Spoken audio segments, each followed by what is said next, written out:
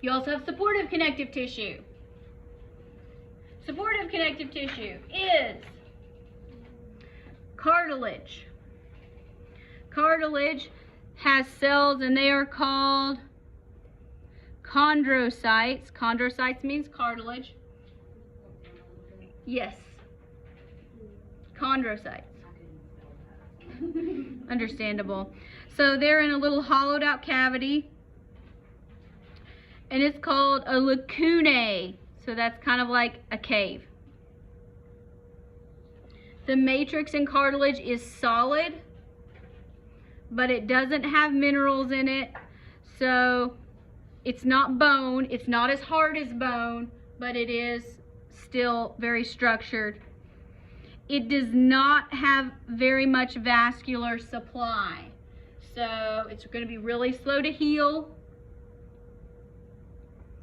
because it's not going to get nutrients. In some non-humans, cartilage makes up the skeleton. In humans, the initial skeleton of the embryo and even of a neonatal infant is still cartilage, and then it's going to harden over time. So if you think about babies, babies have very soft heads. Why? So they can be born. They gotta be born. Their head's they come out cone-headed, depending on if they're born traditionally. And then they also have cartilage in this where the skull will be, because their brains grow so fast. So they need to have room to expand. Then it gets hard. Then they're going to form the skeleton. But in a child, I've heard stories, done this, but like child's arm gets like run over by a car and isn't broken because it's still cartilage. So it's much more flexible, but that changes with aging. So we have 3 types of cartilage. Hyaline cartilage. This is the most common. Amorphous, not a definite shape. Glossy. I haven't seen glossy on a slide, but if you actually kind of look at it physiologically in a surgical sense, it looks like that. If you've ever eaten poultry, you know what gristle is. So hard to chew, gross. It's going to cover the end of the long bones, be on the tip of your nose. That's the easiest place to find it. What connects your ribs to your sternum, your breastbone there, it's going to connect that. And then in the trachea, my trachea here, you've got these gray rings here. This is cartilage. You can feel them. Feel them on your throat. You can feel the ridges. That job is to keep your windpipe from closing so you can breathe. So, most common hyaline cartilage. Elastic cartilage, guess what? It has a lot of elastic fibers. And this is going to be in places in the body that are subject to bending.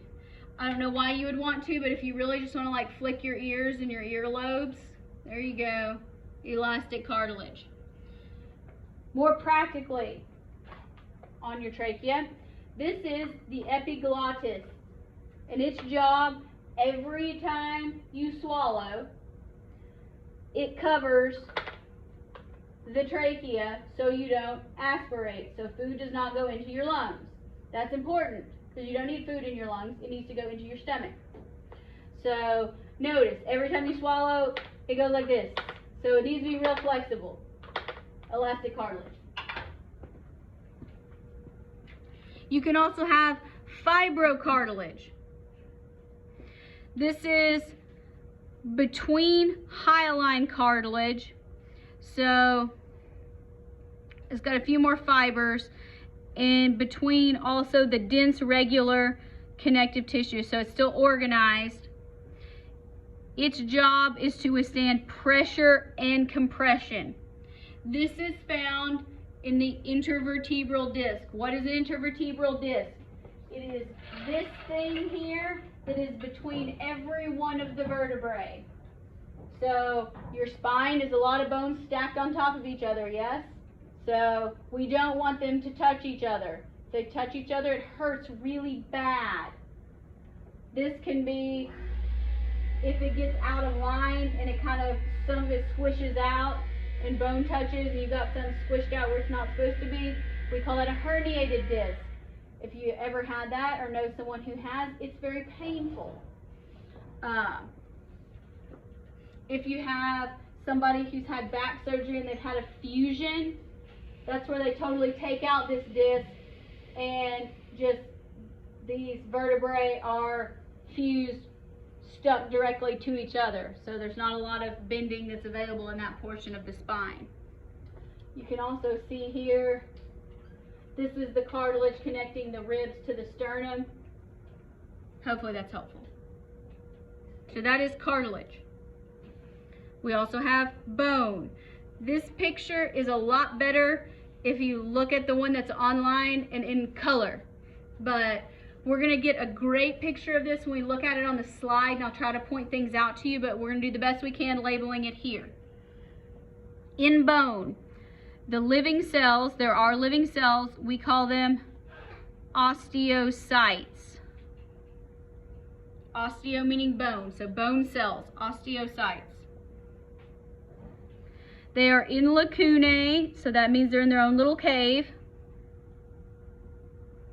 in a very hard mineralized matrix. It's calcium based. In the cross sections, which is what this is, the basic unit of bone is called an osteon. We are not going to call it a Haversian system. That's the guy that discovered them named it after himself. We're calling it an osteon. Osteons have a lot of layers. This is where things get really confusing because we have our lacunae for our cave. Our layers are lamellae. So be careful not to get those confused. I'll point them out though. You have a central canal, and that's where the blood and the nerves are going to come in. And then our bone cells, they actually communicate with each other. You can't see them on here, but I will be able to see them on the slide. And they've got these little passageways that are called canaliculi. So canal, so think canal, so little space. And capillaries can kind of go through there so they can talk to each other. So on our picture here, do you see this circle here?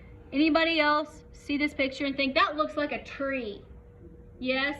Very, very similar. Go with that. Looks like a tree, inside a tree trunk. Okay, so this, each circular unit, this is going to be our osteon.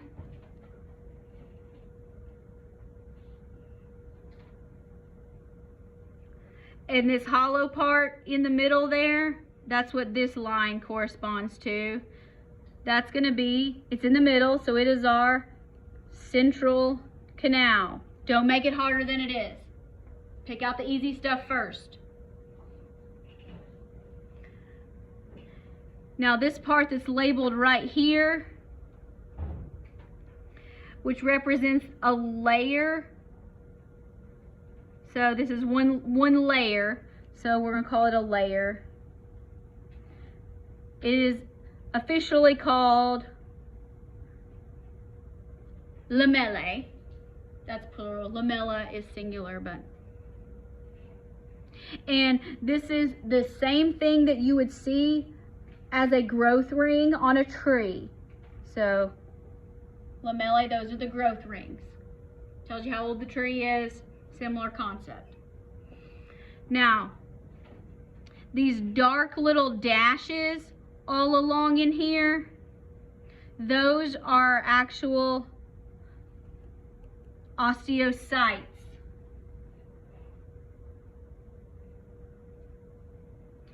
And the osteocytes, remember, they're going to be inside their own little cave, which is called lacunae. Which you can't see in this picture. But they are there. And they communicate with each other through little passageways called canaliculi. It's a lot easier to see in color, and it'll be a lot more vivid when we look at it on the slides.